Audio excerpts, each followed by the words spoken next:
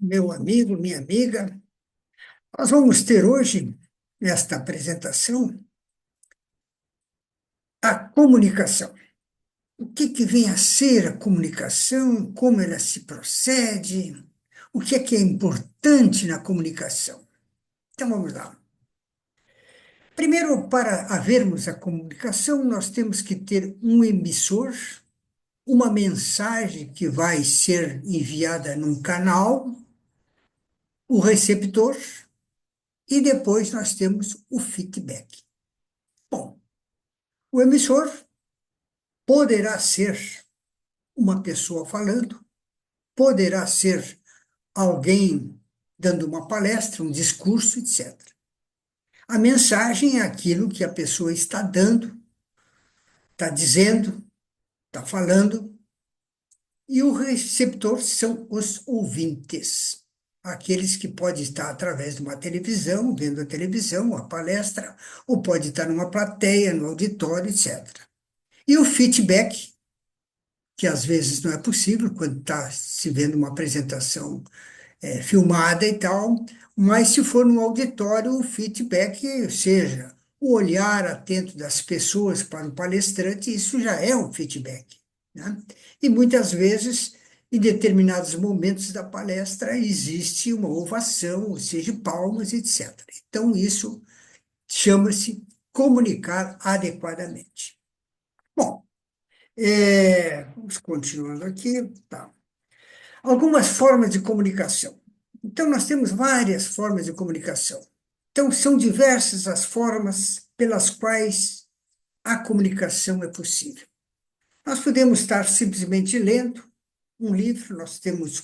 O livro está nos comunicando algo, um aprendizado, uma história, está nos causando emoções. A palavra, quando alguém fala para nós, e nos toca no fundo do nosso âmago. Essas palavras sempre são benditas, são palavras afáveis, que nos trazem esperanças. Depois nós temos a escrita.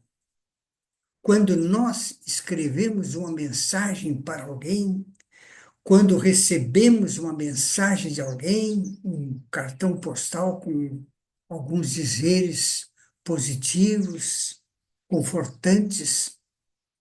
E depois nós temos também a audição, aquilo que ouvimos, que é transmitido pela televisão, pelo rádio, um podcast. Então, a audição é extremamente importante na comunicação.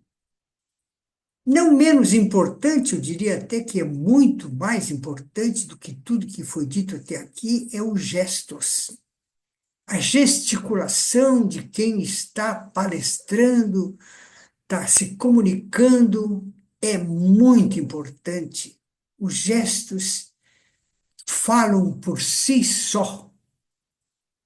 As atitudes também são relevantes. O silêncio, a pausa silenciosa, ou seja, você está falando e você pausa por alguns segundos, 3, 4, 5 segundos. Aquela pausa, muita gente que desconhece a fala, em vez de fazer uma pausa muda, ele larga alguma coisa, um cacuete qualquer, um né, entenderam, qualquer coisa assim. Não faça isso, simplesmente uma pausa muda.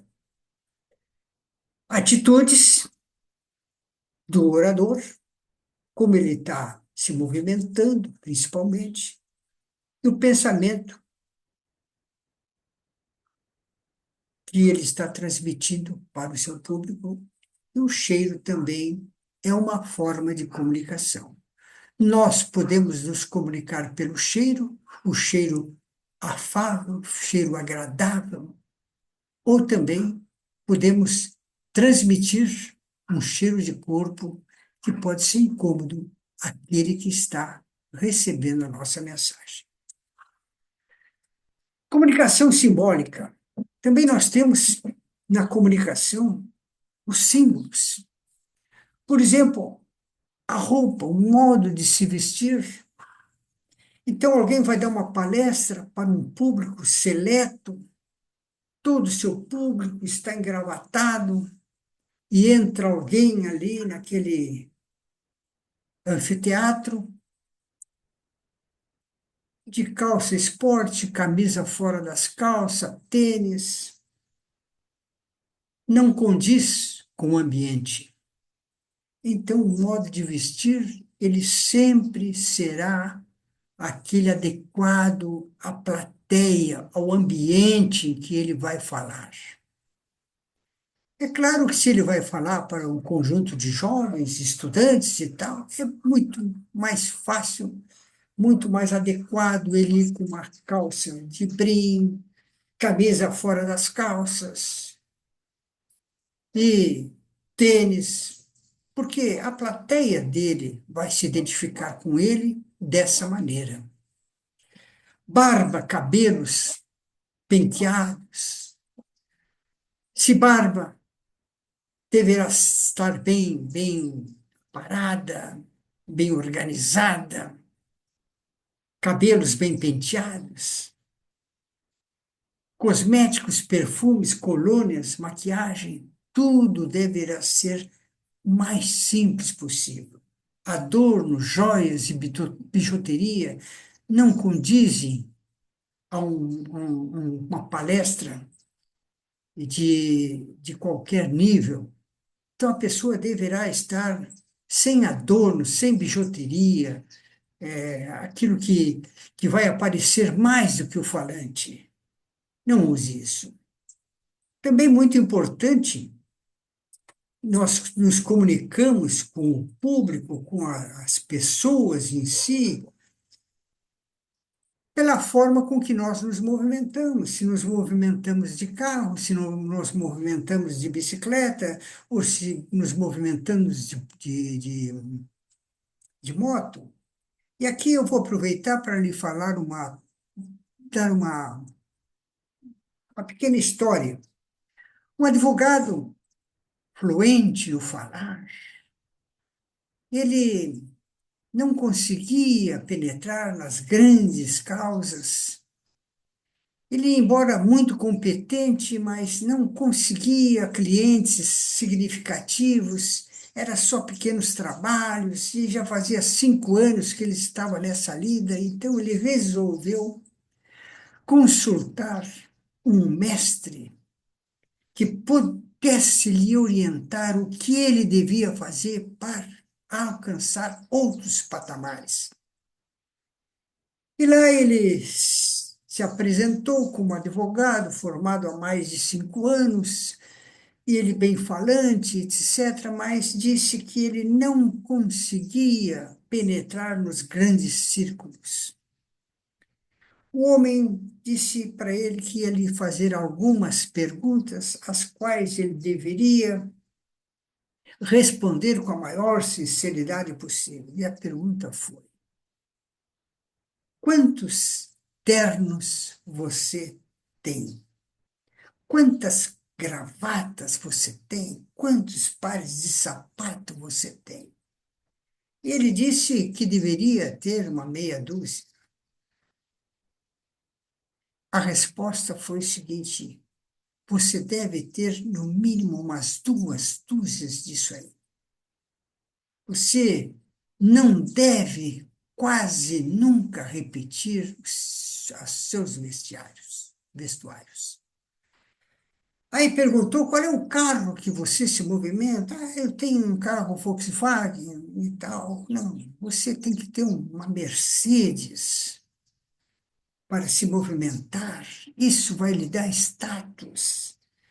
Alguém que chega num carro simplinho, vai no estacionamento, já ninguém vai dar crédito, não é uma pessoa bem-sucedida. Se ele fosse uma pessoa bem-sucedida, ele estaria com um carro de maior valor.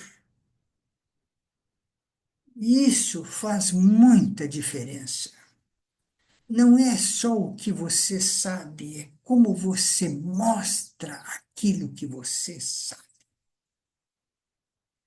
Então, muito importante também, que é o que estava falando, o carro que você anda, habitação, bairro, vizinhança, estilo, também é muito importante saber onde você mora, com quem convive, e mais importante ainda, vocabulário, modos, gestos, posturas e gírias, nem pensar. Alguns aspectos importantes. O medo. O medo tem sido um vilão que tem travado muita gente da prosperidade. E eu vou lhe contar uma história que eu sempre tive muito medo de falar, de andar, até que eu consegui um emprego num departamento pessoal. E um dia tinha uma reclamatória trabalhista e eu tinha que ir nessa reclamatória. Eu nunca tinha feito isso, mas não tinha saída, eu tinha que ir, eu era obrigado a ir. Nessa situação, a gente vence o medo, e eu fui, venci o medo, e me saí muito bem, e dali para frente era pinto para mim fazer audiências na Justiça do Trabalho. Então, o medo foi vencido, e quando a gente vence o medo, a gente não fica privado de coisa alguma. Expressão corporal, quando se fala, deveríamos ter uma expressão corporal metódica, não deve ser exagerada, também não deve ser muito simplória. Os gestos são muito importantes, aqueles que você faz quando está falando, mãos sempre à altura da cintura é muito importante, olhar atento nos olhos daquele seu receptor, seja um público ou apenas uma pessoa, olhe-lhe nos olhos. Isso abre as janelas do espírito das pessoas. A apresentação pessoal depende da onde você vai estar. Se você vai a uma audiência na justiça, queira do trabalho ou na justiça comum, vá de terno e gravata. Agora, se você vai ver uma partida de futebol, não vá de terno e gravata. Vá de tênis, calça, camisa fora das calças. Aí você está no público. E é assim que você deve proteger. A voz. A voz das pessoas é muito importante. Se você tem uma voz grave, que é muito raro ter, mas você pode ter uma voz mediana, nem muito fraca, nem muito forte, nem muito fina, nem muito grossa. Essa é a voz ideal. O vocabulário, outra coisa muito importante. Gírias, nem pensar. Use palavras que você conheça o seu significado. Não queira apresentar palavras que você nem sabe o que significam. Você não vai se comunicar dessa maneira. A preparação é a coisa mais importante que tem. Qualquer coisa que você vai fazer na vida, você deverá estar preparado para isso. A preparação, às vezes, você leva 2, 3, 4 dias se preparando para fazer alguma coisa. Eu vou lhe contar mais uma história. Eu fui chamado para desenvolver um laudo de uma câmara frigorífica que teve uma tempestade, ergueu o telhado da câmara, mas ninguém viu. A chuva entrou para os painéis e esses painéis encharcaram e a câmara implodiu. E o seguro chegou lá e disse que Não era caso de seguro, porque o que havia foi um encharcamento, então eu tive que fazer um laudo disso aí. Esse laudo, claro que foi contratado pela empresa, contra o laudo do perito da seguradora, eu levei 60 horas pesquisando o que eu devia colocar no laudo. E depois que eu tive toda a pesquisa, o laudo foi tão simples, embora complexo. Eu não levei 8 horas para concluir o laudo, para colocar o laudo no papel, mas levei 60 horas pesquisando aquilo que eu ia botar no laudo. Então, a preparação é a coisa mais importante e mais difícil de qualquer trabalho que você vai fazer. Dicas: atente sempre para aquilo que não parece importante. Dê a importância às coisas mais simples. Ali, às vezes, está o significado de tudo aquilo que você está fazendo. Nós temos na comunicação o tal de medo. E quando nós temos medo, vem o suor, tremedeira, branco, frio na barriga, pigarro excessivo, voz falhando, gagueira. E, finalmente, a gente evita apresentações. E quando nós evitamos a apresentação por causa desses sintomas todos que eu me referi há pouco, nós vamos se esquivando, esquivando, e através dos tempos nós ficamos uma figura desmerecida, que nunca aparece, encolhida. E vejam bem, você tem que ser audaz. Fale. Você vai errar? Vai. Você talvez. Mas as pessoas esquecem tudo. A fala de hoje não será lembrada amanhã, quando você falar novamente. E você, falando seguidamente, quando tem oportunidade, você vai galgando degraus, vai melhorando a sua fala, a sua postura, tudo aquilo, vem o desembaraço, e você termina ficando uma pessoa muito comunicativa. Mas você vai cometer muitos erros ao subir a escada. E lá em cima você estará um pleno palestrante, falante, com todos os gestos necessários.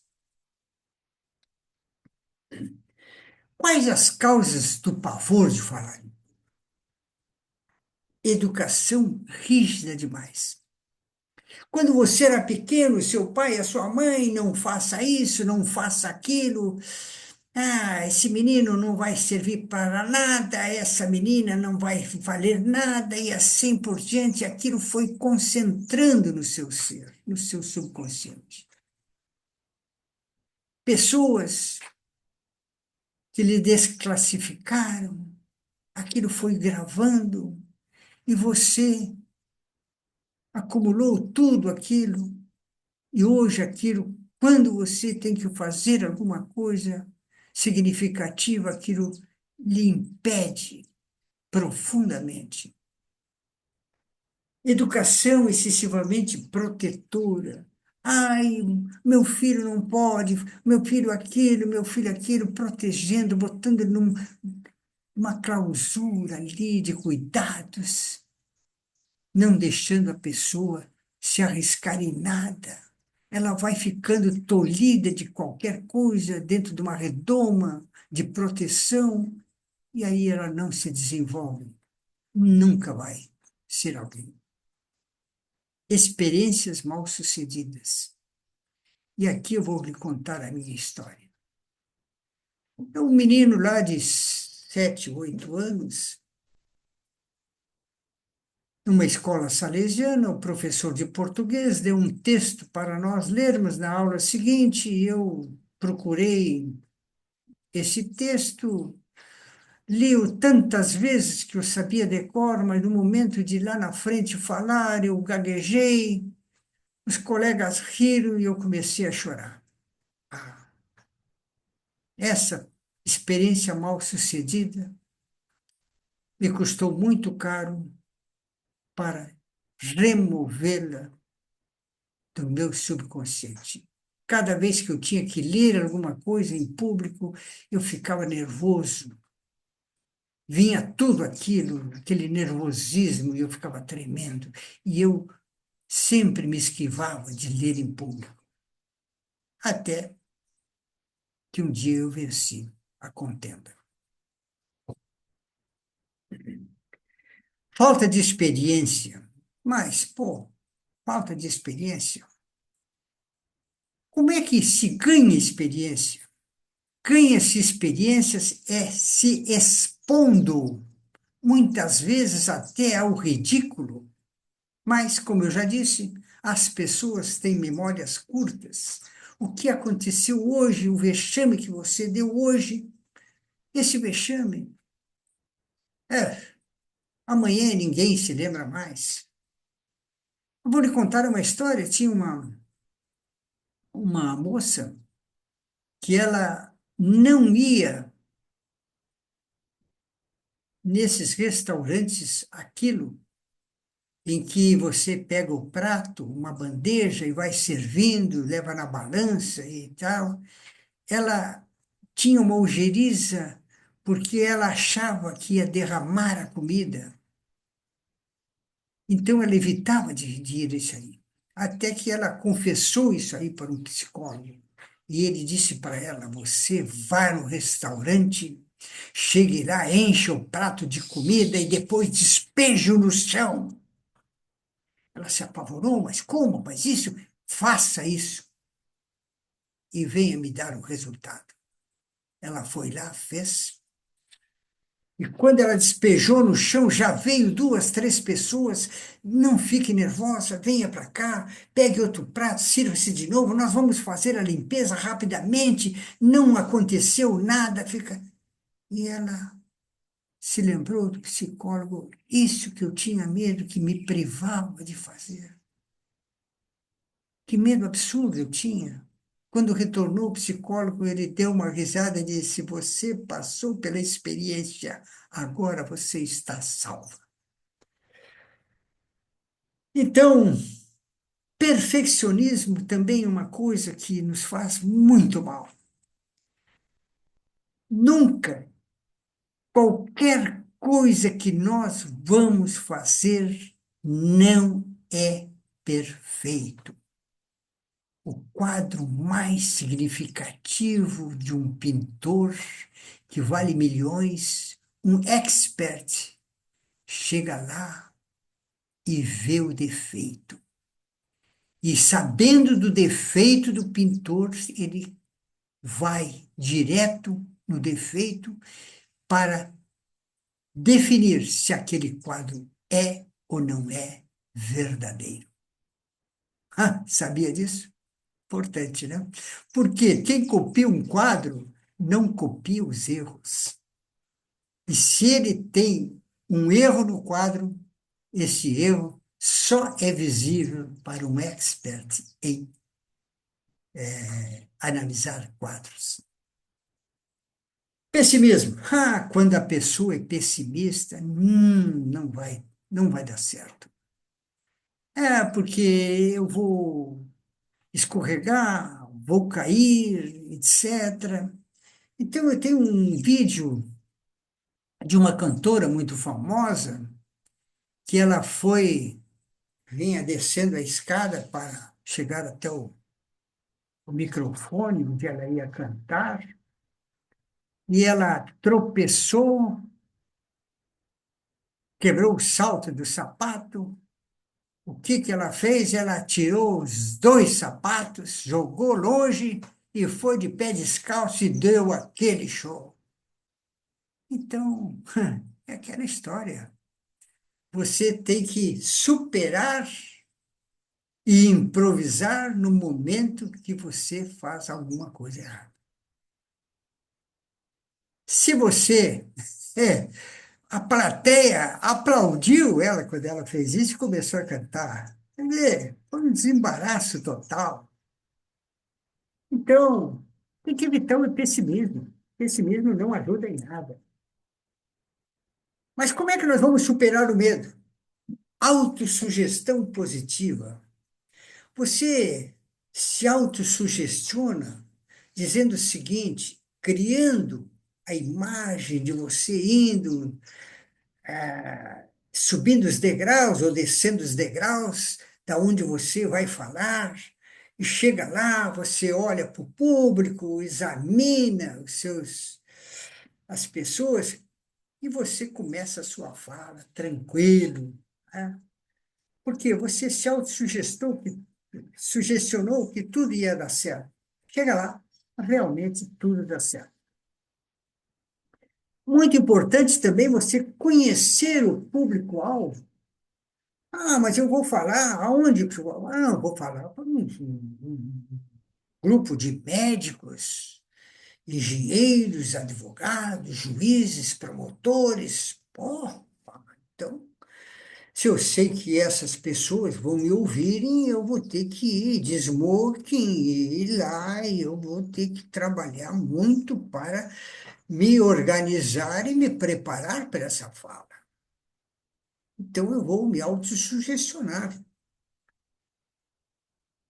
E, conhecendo o público-alvo, evidentemente que eu vou falar de uma forma mais adequada. Eu devo conhecer o assunto. Se eu conheço o assunto, eu estou, evidentemente, fazendo aquilo que eu mais sei fazer. Porque se eu não tiver muito a cavalheiro da situação, não conhecer o assunto bem, eu não vou, evidentemente, dar uma boa palestra. Conhecer técnicas de comunicação, isso é muito importante. Para quem fala, conhecer essas técnicas, todas que você pode procurar e encontrar na internet, no YouTube, tem várias dicas de comunicação. Administrar a atenção inicial. Dizem que o primeiro minuto de uma palestra é o mais importante, porque naquele minuto todo mundo tá atento ao examinando o palestrante, a roupa que ele está, como ele está vestido, como é que tudo está no olhar fixo dos ouvintes, da plateia. Nesse minuto, você tem que dizer alguma coisa que os agrade. Então, você vai começar, por exemplo, agradecendo a todos a presença naquela palestra e dizendo o que você vai falar para eles.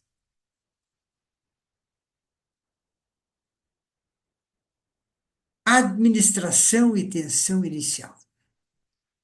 Essa é realmente difícil da gente tirar ela.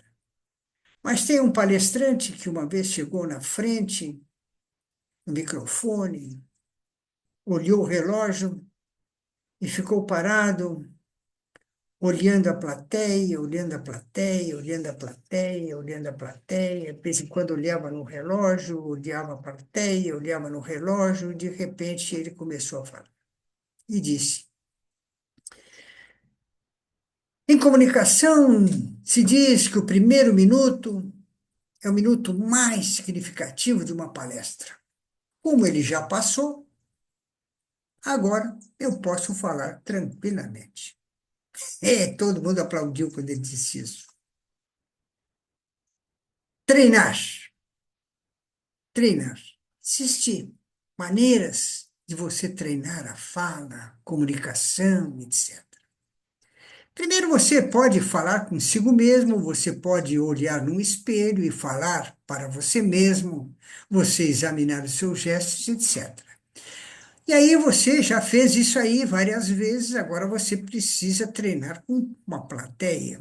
Convide os amigos mais íntimos, seus familiares, e você vai dar uma palestra para eles. Mas antes você vai dizer, olha, eu vou dar uma palestra aqui, mas quero que vocês fiquem atentos e para corrigir os meus defeitos, porque defeitos eu tenho muitos. Então você dá aquela palestra e pede o feedback deles. Aí você já quebrou, né, o medo, porque todo mundo era conhecido, você não tinha compromisso nenhum com nada.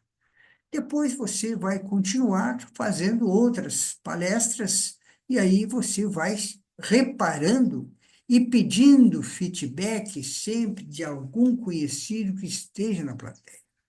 Esse feedback é perguntar: você entendeu o assunto? Eu falei com pausa, eu falei, fui compreensível na minha palestra, eu fui moderado nos gestos, etc.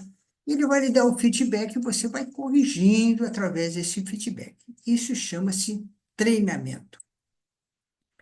Expressão corporal harmoniza o conteúdo e a forma da mensagem. As pesquisas demonstram que nas comunicações há uma necessidade emergencial do equilíbrio entre aquilo que se diz e a maneira de dizer. É como eu digo aquilo que eu digo. Voz. A voz representa 38% do êxito da palestra. A palavra, ou seja, aquilo que você está transmitindo, é apenas 7%. E a expressão corporal é 55%. Ok? Ficamos por aqui, mas não deixe de ver a continuação, que vai estar logo ao seu dispor. Muito obrigado.